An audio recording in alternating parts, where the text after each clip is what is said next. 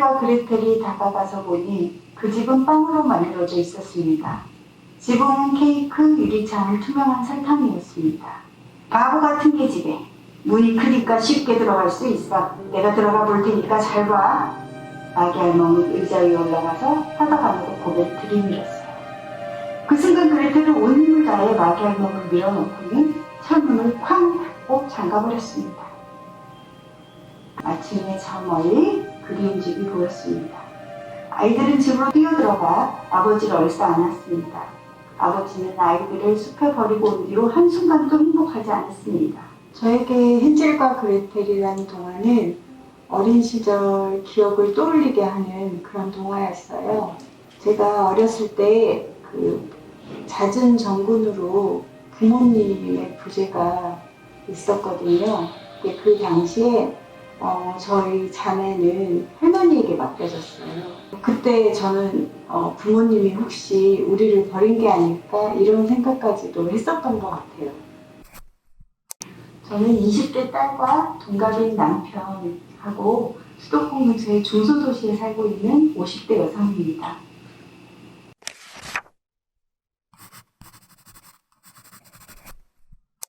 저는 사녀 일남의 둘째 딸로 태어났어요. 그리고 초등학교 2학년부터 중1까지 부모님과 떨어져서 할머니 손에 키워졌어요. 그 이유는 아빠가 자주 이제 정근을 가셔가지고 할머니 손에 맡겨졌는데 저희 할머니는 사실은 손자를 되게 좋아하시는 아들이죠. 아들 막내 저희 동생을 좋아하는 할머니였어요. 그러다 보니 저희 자매는 할머니로부터 그렇게 사랑받지 못한 그런 손녀들이었죠. 그러다 보니 되도록이면 할머니에게 혼나지 않으려고 되게 눈치를 보면서 노력했던 어린 시절이었어요. 근데 저희 언니가 사춘기가 되면서 할머니와 자주 트러블을 겪게 됐죠. 근데 그 사이에서 저는 처음에는 할머니가 미웠지만 나중에는 그런 어떤 잦은 그런 상황들, 힘든 상황들을 만드는 언니가 막 밉기 시작하기도 했어요. 그러다가 중학교 때 부모님하고 다시 살게 되었고, 근데 이미 그때는 제가 사춘기여서 사실은 부모님의 손길이 그렇게 반갑지만은 않은 시절이었거든요. 제가 역시 성격은 소심하고 울기도 잘하고 몸도 약했기 때문에 되게 이렇게 적극적인 아이는 아니었어요. 그걸 어떻게 알았는지 제가 중학교 1학년 시절에 잠깐 이제 왕따 비슷한 걸 당한 적이 있었거든요. 하나이로부터 좀 괴롭힘을 받았던 적이 있어요. 근데 그런 어떤 나의 그게 내 잘못은 아닌데 그 당시에는 그런 모습들이 우리 가족이나 엄마 아빠에게 비춰주는데 되게 힘들었어요. 그게 알려질까봐 굉장히 전전긍긍했던 것 같아요.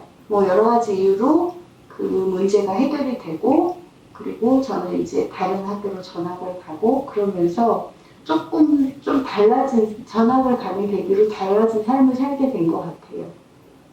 그리고 더욱 이제 부모님으로부터 조금 벗어나고 싶은 생각도 들었었던 것 같고요.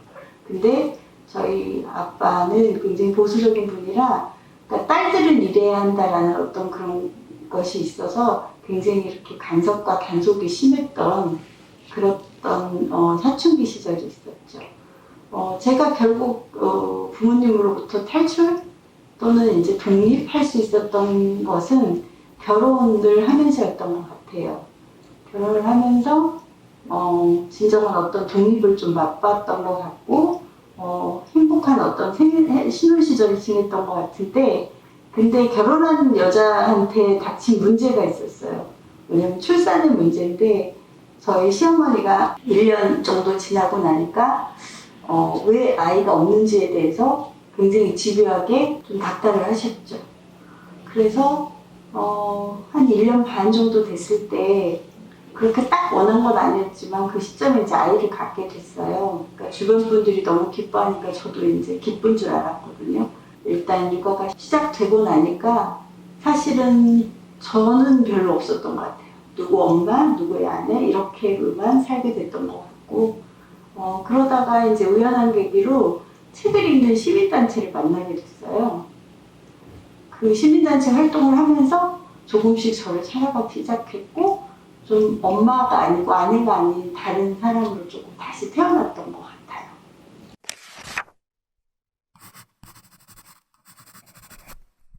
제 일을 하다가 아이를 키우면서 어쩔 수 없이 돌봄을 하게 되었는데요.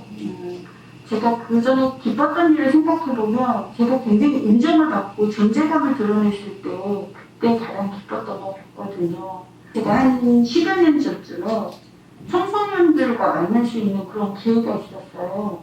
근데 그때 그 청소년 중학생, 고등학생이던 아이들하고 되게 다양한 활동도 하고 많은 이야기도 나누고 그리고 힘든 아이들 같은 경우는 제가 할 수 있는 한도 내에서 도움을 주려고 애를 썼거든요. 근데 그 아이들하고 현재까지도 만나고 있어요. 근데 그 아이들이 그때 당시를 회상할 때 자기가 이렇게 마음을 잡을 수 있었던 것이 저와의 그런 어떤 만남, 이야기, 그리고 활동 이런 것이었다고 얘기했을 때 누군가에게 이렇게 도움이 되었다는 그 사실이 너무나 기쁘게 느껴졌던 것 같아요.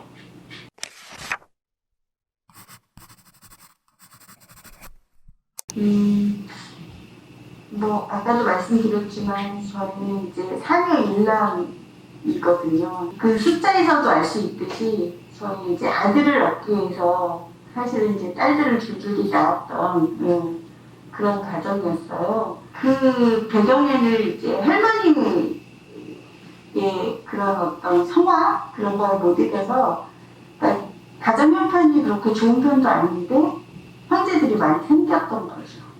그리고 할머니는 저희가 태어날 때마다 굉장히 실망을 하셨던 것 같아요. 그러니까 제가 태어났을 때는 잘 몰랐겠지만 동생들이 태어나는 과정을 저희가 봤으니까 언니하고 저는 할머니가 딸 손녀들을 별로 좋아하지 않는구나 그런 생각을 했었어요. 머리를 미용실 같은 데서 자른 적이 없어요. 그러니까 할머니가 그 자리에서 그냥 잘라주신 거예요. 다 똑같이 그 자매들 다 똑같이 바가지 같은 걸 이렇게 씌워놓고 그리고 이렇게 잘라주셨던 그런 기억들이 있어요. 제 세대는 유치원이라는 게 그렇게 공감할 수는 없지만 저희 막내 여동생은 자기가 유치원을 못 나온 거에 대해서 굉장히 아쉬워했어요. 근데 남동생은 갔고 그리고 저희 자매들은 한 번도 집에서 친구들 불러서 생일 파티를 해본 적이 없거든요. 근데 남동생은 한 해도 빠짐없이 되게 거창하게 그 생일 파티를 할머니의 주도하에 했던 기억이 있어서 어렸을 때는 맛있는 걸 먹을 수 있어서 되게 좋았지만 나중에 생각해보니 우리는 왜 그럴 수 없었지? 뭐 이런 생각을 하게 되더라고요. 약간 철이 들면서 그런 생각들이 들었고 그리고 제가 이제 살면서 제일 힘들었던 것이 이제 육아인데 저희 아이가 태어난 게 97년이거든요. 근데 그때 IMF가 한때 왔었어요, 우리나라에. 그러면서 굉장히 경제적으로 힘들어진 거예요. 육아도 힘든데 거기에 경제적인 것까지 겹치니까 굉장히 감당하기 힘들더라고요. 그러니까 어른들은 아껴서 어떻게든 살 수 있지만 아기들은 그게 안 되잖아요. 기저귀도 있어야 되고 우유도 있어야 되고 그래서 어찌됐든 최소한의 생활비로 좀 생활을 했었던 것 같아요. 많이 이제 몸도 지치고 마음도 지치고 그런 상태에서 제가 힘든 상황을 이제 엄마가 알게 되신 거예요. 그러면서 약간 경제적인 도움을 주시긴 했어요.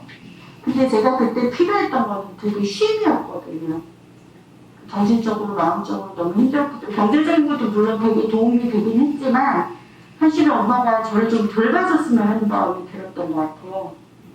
근데 저희 엄마가 그 당시에 이제 여동생이 아기를 보고 있어서 그럴 수 없는 상황이었거든요. 그러다 보니 저를 돌봐줄 여력이 안 되셨어요. 그래서 이제 경제적인 부분을 조금 해결해 주시긴 했는데 그것도 되게 중요한 역할을 했지만 다만 뭐 하루라도 엄마가 좀 저를 돌봐줬으면 좋겠다, 좋았겠다 그런 생각이 들어서 되게 두고두고 조금 마음에 남는 일이에요. 근데 그게 또 저희 엄마한테도 되게 안타까운, 이제 나중에 알게 된 일이지만, 저를 돌보지 못한 거에 대한 안타까움이 있으시더라고요.